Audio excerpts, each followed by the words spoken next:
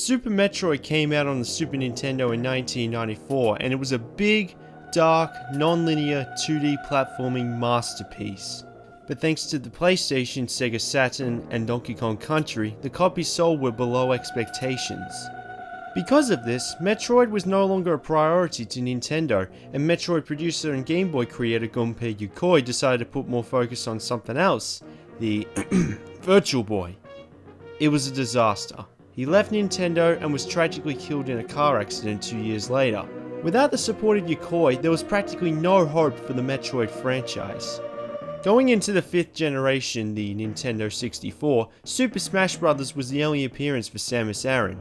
Still, there were ideas to bring it to the N64, including third-party support, but Metroid creator Yoshio Sakamoto declined because they wanted something as good as Super Metroid, and couldn't trust other developers. He also didn't like the controller. I made that very clear in my Nintendo 64 review. Nintendo even planned to release another Metroid game on the Game Boy Color. When you consider how Metroid 2 transitioned to the original Game Boy, sounds simple enough. There was even a screenshot of a Metroid game on the advertising for the Game Boy Color, but they scrapped that idea because Sakamoto thought that an 8-bit handheld title wouldn't be on par with Super Metroid. You gotta give Sakamoto's team credit for being patient and trying to find a way to make the game as legendary as Super Metroid. It's nearly impossible to match up with. And the crucial word is nearly.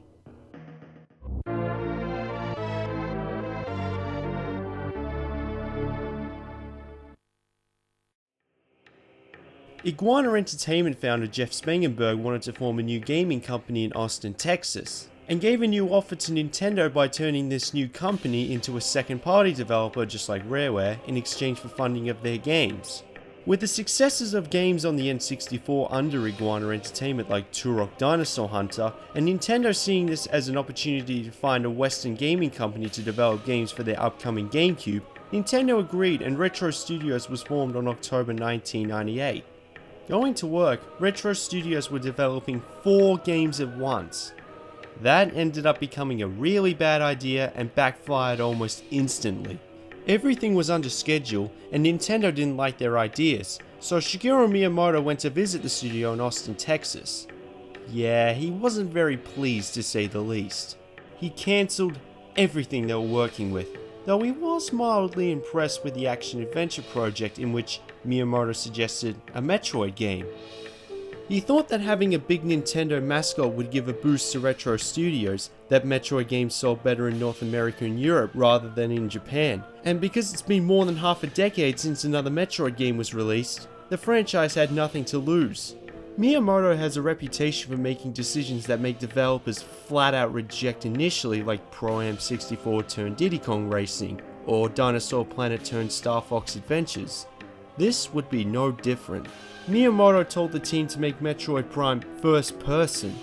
That decision was unsurprisingly panned by Metroid fans, almost as much as Metroid Prime Federation Force. Then after all games were cancelled and many staff were laid off, Nintendo bought all shares from Jeff Spangenberg, turning Retro Studios into a first-party developer. Then Spangenberg would step down as president. Retro staff would increase their workload from 80 to 100 hours a week just to meet the release date. Now that's an average of 14 hours a day if you don't count days off. And all of this was publicized. This has to be one of the most chaotic gaming development stories I have ever heard. Knowing when the game would be released, even with the upcoming Game Boy Advance title Metroid Fusion, Metroid fans would have seen this as the day when the franchise would be killed off for good. Expectations were rock bottom to say the least. Now, let's just assume it's the year 2002. Metroid Prime is released along with Fusion. It's been 8 years since there's been another Metroid game. It's first person instead of 2D. And knowing the development nightmare Retro Studios went through to release it. Yeah, I'm using the Nintendo Wii. Set between the first NES Metroid and Metroid 2 Return of Samus, Samus Aran, after she destroyed the mothership and the Space Pirates Metroid research, she intercepts a distress signal and arrives at a huge ship called the Orpheon to investigate alien activity in the core. She finds the Space Pirates slaughtered by their own genetically modified experiment subjects. Oh, I wonder what they were. Shooting her way through, she finds the Parasite Queen and destroys it, but at the same time it lands on the reactor core, setting the ship to explode. While escaping, she comes across Ridley, or Meta Ridley, who escapes to another planet. With barely any time, Samus only just manages to escape. Phew, that was a close one. Oh, wait a minute, she lost all her powers and weaponry during her escape. Now she sucks. She arrives on the planet Tallon IV, where Ridley landed on, which leads her to start exploring the planet. Did I mention she lost her powers and weapons? And that's what you do in the game. You explore, explore, and explore in the helmet of Samus Aran. Literally, you can see Samus in the helmet reflection. She then discovers ruins of an ancient species called the Chozo, which was hit by a meteor filled with fazeon, which makes minds go mental. The space pirates are trying to gain access to the fazeon and mine it all for profit, but is sealed in a temple by the fazeon lord. The meteor also contained a creature called the Worm, and it must have been a vicious bastard of a creature because it was sealed off in a temple along with the fazeon. Samus Aran must get to the fazeon before the space pirates do by finding the 12 keys to gain access to the temple. Have to say, it definitely has the story of a Metroid game. It's funny, despite the really interesting plot, there is virtually no dialogue at all. The only voices you hear are the prologue, the scanner, and possibly the grunts of Samus when she gets hurt. Yet it still feels very cinematic with its dark setting and tone. The music sound like remasters of the original predecessors. When you hear these music cues at the start,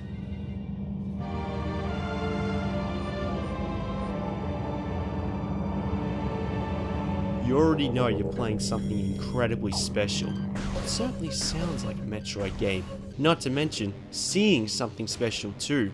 The graphics are clean and crisp. And that's incredible when you consider that this game came out in 2002. I get the feeling that developers increased their workload to 100 hours a week so they could put more quality time into it. And Metroid fans couldn't be thankful enough. As I mentioned before, the initial reaction to make Metroid Prime first person pissed off a lot of fans, believing the developers were just making an FPS with different waves of enemies from the predecessors. Maybe this would have worked if it was in 2D or third person, but having it in first person gave more opportunity to try new things while still keeping everything that made Metroid games. Besides, it's not a first person shooter, more like a non-linear first person adventure platformer that has a huge emphasis on exploration. When you find a new area, it pops up on your map, which you can access anytime with the Z button. Convenient. The size of the map is enormous. You start on Tallon World, then explore the Chozo Ruins, Magmore Caverns, Vendrana Drifts, the Crash Frigate, and fazeon Mines. The scanner I mentioned before is an absolute necessity if you want to reach 100% and or know what you're doing. You need to keep using it to find any hidden areas, unlock levers or doors, research data, and even keep track of the story. That's what I also like. The text is there for the true Metroid fans, and you don't have to read it if you're not a Metroid fan. You have this beam that shoots projectiles and opens blast doors. Hold to charge it up. Along the way you find the wave, ice, and plasma beams to make killing enemies easier and unlock specific doors. Yes, there are moments where you have to use, let's say, an ice beam specifically on a blast door, for example. You also get a missile launcher with limited supply, which also unlocks specific doors. And when you do find the power up, you have a super missile shot. Super. Must say, it has the weapons of a Metroid game. Once you discover what the Metroids are used for, you get a thermal visor which helps find enemies that are sometimes invisible and electronic locks for doors. In addition, there's an X-ray visor in which you can see in the dark and through the skeletons of enemies. Reminds me of Total Recall with the X-ray scanner. There's even a grappling hook for areas that are too long or too high to reach. Another thing that's original from the series is the morph ball, which allows Samus to squeeze through tunnels and other tight areas. Looks like fun.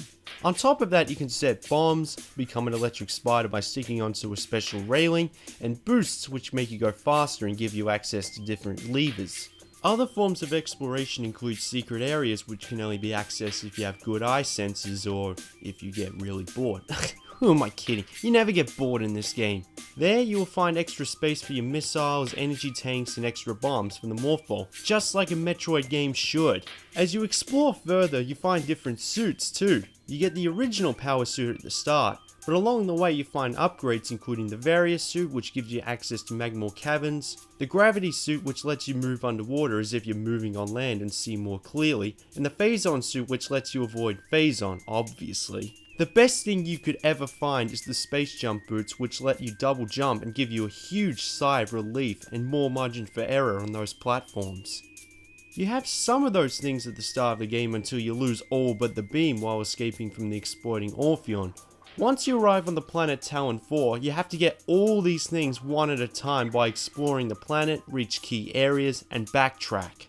Random enemies scatter all over the planet, which starts off small then become more difficult as Samus collects better equipment, which is fair, though these jetpack bastards are a pain. The game was designed so that the boss battles are the only real challenge, so that you don't get distracted from all the exploration. Sometimes you can't beat particular bosses until you actually scan them to find that you have to lock the beam on a particular area. Say Samus Aran is attacking straight at the boss, but once she scans it, she's now aiming for that spot and now the boss is getting damaged. That explanation might have sounded a little too suggestive.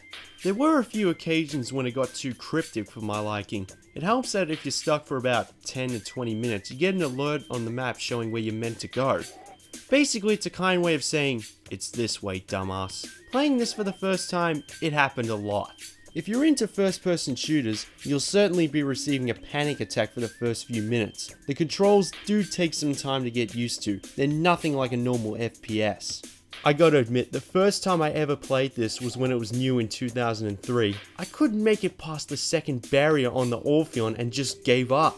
Fortunately, it was only a demo at a mart, so I had nothing to lose.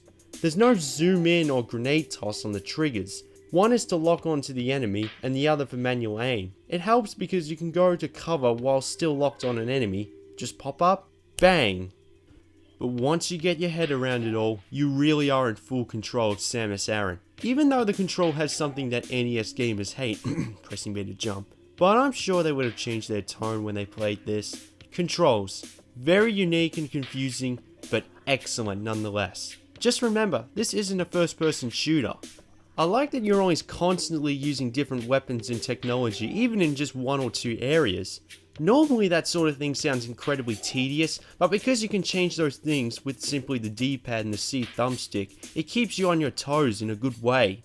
So apart from the 3D first-person perspective and scanning, everything from the predecessors is in this game. Literally everything. This is a true Metroid game, all there to take down Meta Ridley and the one. I won't give the final boss away to anyone who hasn't played this yet. Wait, let me talk about the development stage again. 4 games were cancelled, hard working conditions, layoffs, low morale, and this is what we got. Now that is what I call giving the odds the middle finger. Metroid Prime is like the godfather of video gaming, not just in terms of getting similar acclaim, but both forms of media had developments that were titanic, but the overall result, however, was a masterpiece. But, unlike the predecessors, it sold well this time, selling 3 million copies on the GameCube, making it the 7th best-selling game on the console. Which is ridiculous because it should have been the best-selling game on the console. Because it's one of those games that make me feel like, holy shit, this is unbelievable. One of the best games of all time. But, not the best. There is no such thing as the best. I'm going to reinforce that statement with the first 10 out of 10. Claustrophobic, enormous, magnificent, beautiful, legendary, without a doubt. If you've never played this game before, you are missing out. Missing out! There are plenty of ways to get your hands on it. Obviously the GameCube, the Wii Remake, and Wii U, assuming it'll be on the NX too. Literally everything from the predecessors is in this game to a T. From the sheer size, the blast doors, the ship, the soundtrack, the powers, the feeling of loneliness, isolation, the Metroids, the boss battles, tight controls, all while taking advantage of the GameCube's hardware with the rise of first-person shooter and 3D graphics that are still a joy to look at to this day. Nobody could have combined the classic and new perfectly the way Retro Studios did with Metroid Prime.